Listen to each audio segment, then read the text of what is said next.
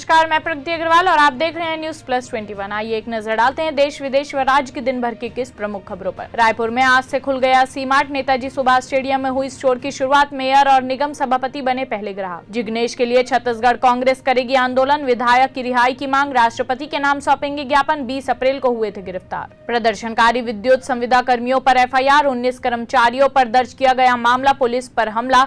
सड़क जाम करने को लेकर 2 अलग-अलग केस। छत्तीसगढ़ में पकड़ाया 4.5 करोड़ का गांजा। सीमेंट की डस्ट के नीचे छिपाकर ला रहे थे। लग्जरी गाड़ियों से भी तस्करी। 9 गिरफ्तार। छत्तीसगढ़ के 20 IPS को पदोन्नति। राजेश मिश्रा को special DG rank. Deepanshu Kabra ADG। 6 जिलों के SP भी अब DIG। महाराष्ट्र में राणा दंपति पर 2 FIR में से 1 में मिली राहत। मुंबई हाईकोर्ट ने राजद्रोह का केस रद्द करने की मांग ठुकराई। बलिया में गिरफ्तार 3 पत्रकारों को मिली जमानत। यूपी बोर्ड के पेपर लीक केस में हुई थी गिरफ्तारी। वेस्ट बंगाल में अब बागी हुए BJP सांसद अर्जुन सिंह। केंद्रीय मंत्री पीयूष गोयल पर साधा निशाना। ममता बनर्जी के साथ आंदोलन को तैयार। दिल्ली के सत्य निकेतन इलाके में जमींदोज हुई 3 मंजिला इमारत। 7 मजदूरों के फंसे होने की आशंका। CM केजरीवाल के घर पर हुई तोड़फोड़ पर दिल्ली हाईकोर्ट ने जताई चिंता। पुलिस को दिए अहम निर्देश। उत्तर प्रदेश में माफियाओं की अवैध संपत्ति पर योगी सरकार का बुलडोजर। 128 करोड़ रुपए से ज्यादा की संपत्ति जब्त। जहानाबाद में सनकी पति ने बेरहमी से कर दी पत्नी की हत्या, फिर अपना भी गला रेत कर दे दिया जान। तमिलनाडु में राज्यपाल से छिन गई विश्वविद्यालय में कुलपति नियुक्त करने की शक्तियां। विधानसभा में पास हुआ बिल।